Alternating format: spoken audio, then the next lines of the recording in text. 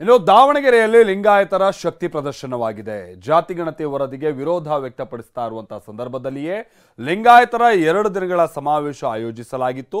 ಇದೇ ಸಮಾವೇಶದಲ್ಲಿ ಜಾತಿಗಣತಿ ವರದಿಯನ್ನ ಕೈಬಿಡಬೇಕು ಅನ್ನುವಂತ ನಿಟ್ಟಿನಲ್ಲಿ ಆಗ್ರಹಿಸಲಾಗಿದ್ದು, ಜಾತಿಗಣತಿ ವರದಿ ವಿರುದ್ಧವಾಗಿ ನಿರ್ಣಯವನ್ನ ಮಂಡಿಸಲಾಗಿದೆ.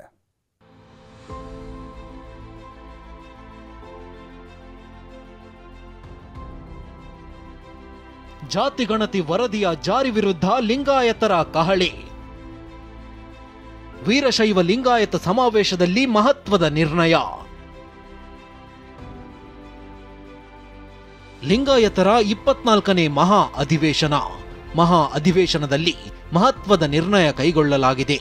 ಲಿಂಗಾಯತರ ಈ ನಿರ್ಣಯ ಸರ್ಕಾರಕ್ಕೆ ದೊಡ್ಡ ತಲೆನೋವಾಗೋ ಸಾಧ್ಯತೆ ಇದೆ. ಯಾಕಂದ್ರೆ ಮಹಾ ಅಧಿವೇಶನದಲ್ಲಿ ತೆಗೆದುಕೊಂಡಿರೋದು ಜಾತಿಗಣತಿ ವರದಿ ಜಾರಿ ವಿರುದ್ಧದ ನಿರ್ಣಯ. ಮಾಜಿ ಸಚಿವ ಶಾಮನೂರು ಶಿವಶಂಕರಪ್ಪ ನೇತೃತ್ವದಲ್ಲಿ ದಾವಣಗೆರೆಯಲ್ಲಿ ಲಿಂಗಾಯತರ 24ನೇ ಮಹಾ ಅಧಿವೇಶನ ಕಾರ್ಯಕ್ರಮ ನಡೆಯಿತು. ಕಾರ್ಯಕ್ರಮದಲ್ಲಿ ಪಕ್ಷಾತೀತವಾಗಿ ಎಲ್ಲ ಲಿಂಗಾಯತ ನಾಯಕರು ಭಾಗಿಯಾಗಿದ್ರು.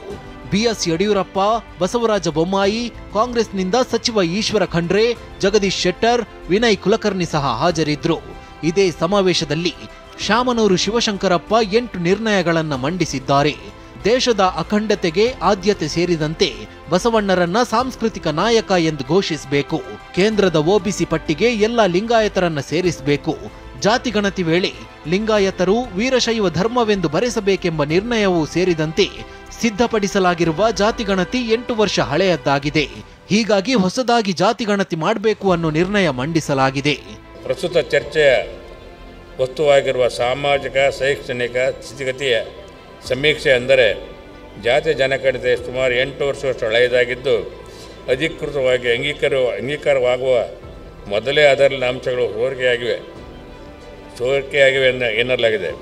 ಈ ನಿಟ್ಟಿನಲ್ಲಿ ಶ್ರೀ ಕಾಂತರಾಜು ಆಯೋಗದ ವರದಿಯನ್ನು ಸರ್ಕಾರ ಒಪ್ಪಿಕೊಳ್ಳದೆ ವೀರಶೈವ ಲಿಂಗಾಯತ ಸಮುದಾಯದ ಎಲ್ಲ ಒಳಪಂಗಡಗಳನ್ನು ಒಳಗೊಂಡಂತೆ ವಾಸ್ತವಿಕತೆಯ ಮತ್ತು ಸಾಮಾಜಿಕ ಶೈಕ್ಷಣಿಕ ಹಾಗೂ ಆರ್ಥಿಕ ಸ್ಥಿತಿಗತಿ ಹಿಂದುಳಿದ ಆಧಾರದ ಮೇಲೆ ವೈಜ್ಞಾನಿಕವಾಗಿ ಜಾತಿ ಜನಗಣತಿಯನ್ನು ಆಗಬೇಕು ಎಂದು ಈ ಮಹಾ ಅಧಿವೇಶನ ಒಕ್ಕೊರಲಿನಿಂದ ಒತ್ತಾಯಿಸುತ್ತದೆ.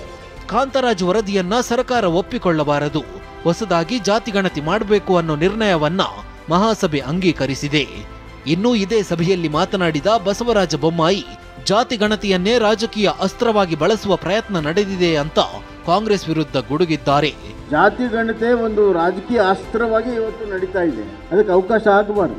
ಸಮಾಜವನ್ನು ಛಿದ್ರಗೊಳಿಸುವಂಥ ಯಾವುದೇ ಪ್ರಕ್ರಿಯೆಗೆ ನಮ್ಮ ವೀರಶೈವರು ಆತ್ಮಸಾಕ್ಷಿ ಒಪ್ಪುವುದಿಲ್ಲ. ಆಗಿರುವಂಥ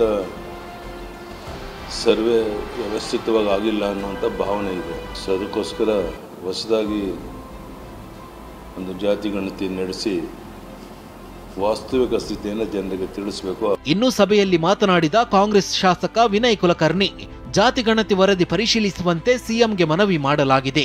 ಆದ್ರೆ ಲಿಂಗಾಯತ ಮಹಾಸಭಾದಿಂದಲೇ ಸರ್ವೆ ಮಾಡೋಣ ಅಂತ ವಿನಯ್ ಕುಲಕರ್ಣಿ ಸಭೆಯಲ್ಲಿ ಮನವಿ ಮಾಡಿದ್ದಾರೆ. ಒಂದ್ಸಲ ಮೊನ್ನೆ ಬೆಳಗಾಂ ಅಧಿವೇಶನದಲ್ಲಿ ಕೂಡ ಸೆಂಟ್ರಲ್ ರಿಸರ್ವೇಷನ್ ಬಗ್ಗೆ ನಾವು ಸಿಎಂ ಅವರಿಗೆ ಒಂದು ಮನವಿ ಕೊಟ್ಟಿದ್ವಿ.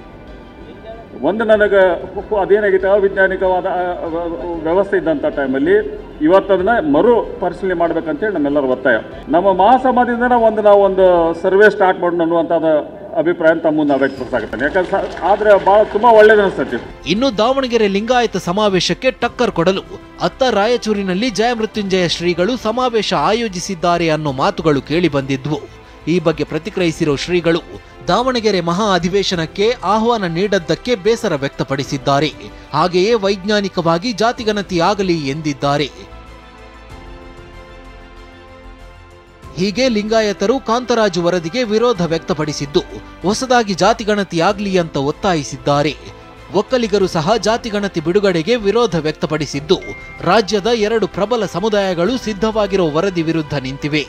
ಮತ್ತೊಂದು ಕಡೆ ಜಾತಿಗಣತಿ ಬಿಡುಗಡೆಗೆ ಹಲವು ಸಮುದಾಯಗಳು ಸರ್ಕಾರದ ಮೇಲೆ ಒತ್ತಡ ಹಾಕುತ್ತಿವೆ. ಹೀಗಾಗಿ ಸರ್ಕಾರ ಜಾತಿಗಣತಿ ಎಂಬ ಇಕ್ಕಳದಲ್ಲಿ ಸಿಲುಕಿದೆ. ರಾಯಚೂರಿನಿಂದ ಭೀಮೇಶ್ ಜೊತೆ ಬಸವರಾಜ್, TV9 ದಾವಣಗೆರೆ.